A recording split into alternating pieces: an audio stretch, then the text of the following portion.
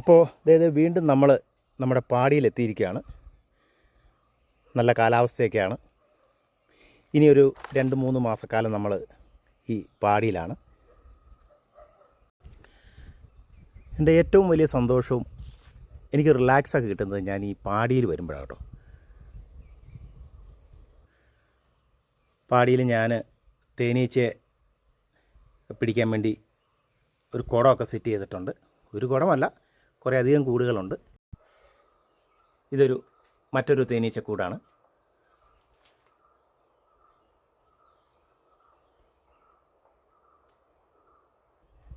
ഇത് PVC പൈപ്പിനകത്ത് ഞാൻ തേനീച്ചേനെ കയറ്റിയേക്കുന്നതാണ്. കഴിഞ്ഞ പ്രാവശ്യം എനിക്കൊരു 5 ലിറ്ററോളം തേന് ഇവിടുന്ന് കിട്ടിയിരുന്നു. ഇത് മുളയ്ക്കകത്ത് ഞാൻ കയറ്റി വെച്ചേക്കുന്നതാണ്. കുറേ കൂടുകളുണ്ട് കേട്ടോ. അപ്പോൾ നല്ല ഒറിജിനൽ തേന് നമുക്ക് സ്വന്തമായിട്ടുണ്ട്. ഇനി നിങ്ങൾക്ക് ആവശ്യമുണ്ടെങ്കിൽ എന്നെ ഒന്ന് കോൺടാക്റ്റ് ചെയ്താൽ മതി. ഞാൻ അടുത്ത മാസം തേനെടുക്കും, അപ്പോൾ തരാം. അപ്പോൾ നമ്മുടെ പാടിയിൽ അത്യാവശ്യം സൗകര്യങ്ങളൊക്കെ ഉണ്ട്. സെൽഫായിട്ട് കുക്ക് ചെയ്ത് കഴിക്കാം, അതിനുള്ള എല്ലാ സംവിധാനവും ഉണ്ട്. പിന്നെ ഇതാ പുറത്തൊരു താൽക്കാലിക അടുപ്പ് സെറ്റ് ചെയ്തിട്ടുണ്ട്. കുറച്ച് വിറകൊക്കെ സ്റ്റോക്ക് ചെയ്തിട്ടുണ്ട്, ഒക്കെ ആവശ്യം വരുമെന്നേ. അത്യാവശ്യം ഒരു നൈറ്റൊക്കെ കഴിച്ച് കൂട്ടാം. ഒരു നൈറ്റല്ല, സൗകര്യങ്ങളൊക്കെ ഉണ്ട്. വൈകിട്ട് എന്താ പരിപാടി എന്ന് മോഹൻലാൽ ഒരു സിനിമയിൽ ചോദിച്ചാലേ നമുക്ക് വൈകിട്ട് എന്താ ഒരു പരിപാടി എന്നൊക്കെ ഇവിടെ വന്നാൽ കൂടി ആലോചിക്കാം. അത്യാവശ്യം ഒരു കുടുംബത്തിന് കഴിയാനുള്ള സൗകര്യത്തിനൊക്കെയാണ് ഞാനിത് ചെയ്തു വച്ചിരിക്കുന്നത്. ഇതാണ് കൂവ. പറിച്ച് തുടങ്ങിയതേ ഉള്ളൂ കേട്ടോ. ഇനി താഴെ കുറേ പറിക്കാനുണ്ട്. നമ്മൾ പറിച്ച് സ്റ്റോക്ക് ചെയ്തേക്കുക.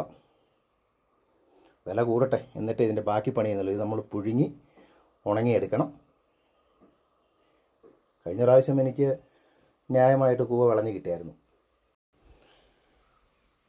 പച്ചക്കറിയുടെ കൃഷിയൊക്കെ പയ്യെ തുടങ്ങിയിട്ടുണ്ട്. ഇപ്രാവശ്യം വ്യാപകമായിട്ടൊന്നുമില്ല കേട്ടോ. കുറച്ച് കുറ്റിപ്പയറൊക്കെ ഇട്ടിട്ടുണ്ട്. അതിന് കഴിഞ്ഞ ദിവസം കുറച്ച് ചാണകവെള്ളമൊക്കെ ഒഴിച്ചു. കയറി വരുന്നതേ ഉള്ളൂ. ഈ പ്രാവശ്യം ജോലി തിരക്ക് കാരണം സമയം കിട്ടിയില്ല പച്ചക്കറി കൃഷി ചെയ്യാൻ. അപ്പോൾ അതിൻ്റെ ഒരു സമയക്കുറവ് കൊണ്ട് നമുക്ക് സീസൺ അവസാനിക്കാറായി. എന്നാലും ഉള്ള സമയം പാഴാക്കിയാതെ ഞാൻ കുറച്ച് പാവൽ ഒക്കെ ഇട്ടിട്ടുണ്ട്. ഇതൊക്കെ ഇവിടെയൊക്കെ വലിയ രീതിയിൽ ഞാൻ കഴിഞ്ഞ പ്രാവശ്യം ചെയ്തതായിരുന്നേ. പക്ഷേ ഈ പ്രാവശ്യം അതിനുള്ള സമയം കിട്ടിയില്ല. കയറി വരുന്നേ ഉള്ളൂ, നോക്കാം.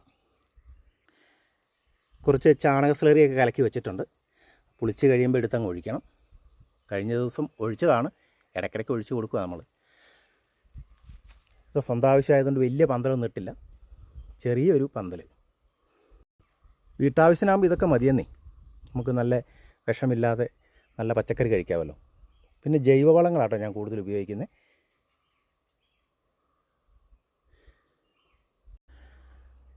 ഗായ്സ്, ഒരു ചെറിയ അബദ്ധം പറ്റിയിട്ടുണ്ട്. എന്താ വെച്ച് കഴിഞ്ഞാൽ ഈ പയറിന് തടമൊരുക്കിയപ്പോൾ കുറച്ച് കാടും കരികിലയൊക്കെ കൂട്ടിയിട്ട്, പുല്ലൊക്കെ ഉണ്ടായിരുന്നു, കൂട്ടിയിട്ട് കത്തിച്ചു. അപ്പോൾ നല്ലൊരു മാവ് ഉണങ്ങിപ്പോയി. നല്ലൊരു മാവായിരുന്നേ. അവിടെ നിന്ന് കൊക്കോയ്, ആ മാവിൻ്റെ മോള് വരെയുള്ള കമ്പുകൾ ഉണങ്ങി എന്നുള്ളതാണ് മറ്റൊരു സത്യം. പക്ഷേ എനിക്ക് വലിയ ദുഃഖമായിപ്പോയി. കാരണം ഞാൻ നട്ടു വളർത്തി കൊണ്ടുവന്ന ഒരു ബഡ് മാവാണ്, കുളമ്പ് മാവെന്നാണ് ഈ മാവിൻ്റെ പേര്. ഇത് ഞാൻ തൃശ്ശൂരിൽ നിന്ന് കൊണ്ടുവന്നതാണ്. പക്ഷെ കാര്യമായി ഉണക്കേറ്റില്ല എന്ന് തോന്നുന്നു. ഇപ്പം ഈ കിളുത്ത് വരുന്നുണ്ട്. എൻ്റെ പ്രാർത്ഥന ഫലിച്ചിട്ടുണ്ട്. ഒരു വിശ്വാസി കേട്ടോ ഞാൻ, അതുകൊണ്ടാണ് ഞാൻ അങ്ങനെ പറഞ്ഞത്. അത് ഇടയ്ക്കിടയ്ക്ക് തളുത്ത് വരുന്നുണ്ട്. രക്ഷപ്പെട്ട് കിട്ടുമായിരിക്കും അല്ലേ? നിങ്ങളുടെ അഭിപ്രായത്തിൽ ഈ കമ്പൊക്കെ കിളുത്ത് വരാൻ സാധ്യതയുണ്ടോ? ഇതിൻ്റെ ചുവട്ടിലൊരു കമ്പയിൽ കുറച്ച് കിളുപ്പ് വന്നിട്ടുണ്ട്. അത് കുഴപ്പമില്ലെന്ന് തോന്നുന്നു. കണ്ടിട്ട് രക്ഷപ്പെട്ട് വരുമായിരിക്കും അല്ലേ? വലിയ ദുഃഖമായി പോയിട്ടോ എനിക്ക്. പിന്നെ 2-3 ജാതിയൊക്കെ നട്ടിട്ടുണ്ട്. അതൊക്കെ വലുതായി വന്നു. ഇടയ്ക്കൊരു കേട് വന്നു. അതിൻ്റെ തലയ്ക്ക് മുറിച്ച് കിളുത്ത് വന്നിട്ടുണ്ട്. ഇത് മറ്റൊരു ജാതിയാണ്. ഇത് പ്രത്യേകതയുണ്ട് ഇതിന്. ഇത് കാട്ടുജാതിയുടെ കായ മുളപ്പിച്ചിട്ട് അതിൻ്റെ തയ്യൽ ബഡ് ചെയ്തെടുത്തേക്കുന്ന ഒരു ജാതി തൈയാണേ. ഇപ്പോൾ ഒരു 3 വർഷമായി. കായ്ക്കാൻ തുടങ്ങിയിട്ടില്ല. പക്ഷേ ഇതിനൊരു പ്രത്യേകത ഉണ്ടെന്നാണ് പറയുന്നത്. കാരണം ഇത് കാലാവസ്ഥയെ അതിജീവിക്കാൻ കഴിവുണ്ടാവുമെന്നാണ് പറയുന്നത്. ഉണക്കിനെ അതിജീവിക്കും എന്നൊക്കെ പറയുന്നു. അതുകൊണ്ടൊന്ന് പരീക്ഷിച്ച് നോക്കിയതാണേ. എൻ്റെ മുറ്റത്തിനോട് ചേർന്ന് തന്നെ ഒരു റംബുട്ടാനുണ്ട്. ഈ റംബുട്ടാൻ്റെ ഒരു പ്രത്യേകത വെച്ചാൽ മഞ്ഞപ്പഴമാണ്.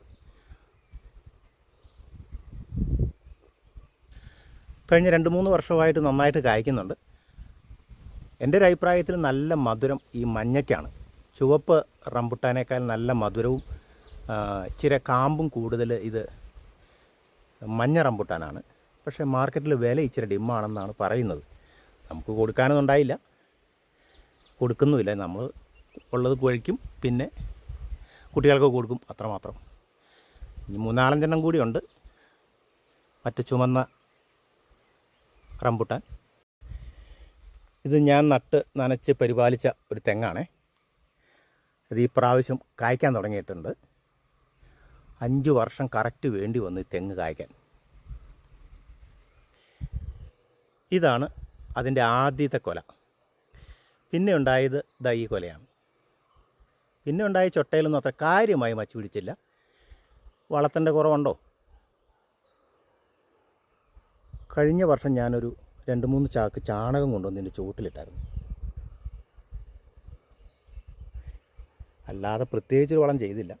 പിന്നെ ഇവിടെയൊക്കെ നല്ല ഫലപുഷ്ടമായ മണ്ണാണ്. അതുകൊണ്ട് കാര്യമായ വളപ്രയോഗം വേണ്ടില്ലെന്നാണ് എൻ്റെ അഭിപ്രായം. നിങ്ങളുടെ അഭിപ്രായം എങ്ങനെയാണ്?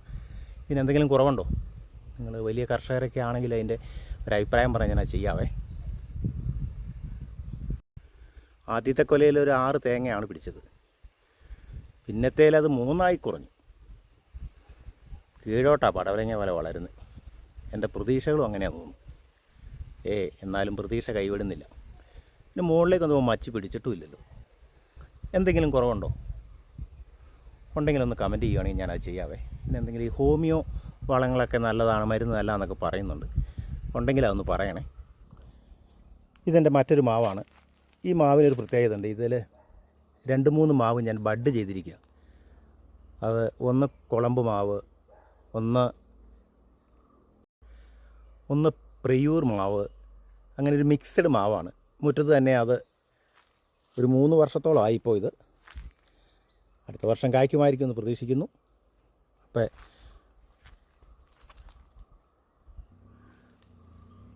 വീണ്ടും മറ്റൊരു കൃഷി വിശേഷവുമായി, ഒരു പാടി വിശേഷവുമായി നമുക്ക് അടുത്ത ദിവസം വീണ്ടും കണ്ടുമുട്ടാം. അപ്പോൾ എല്ലാവർക്കും ഗുഡ് ബൈ.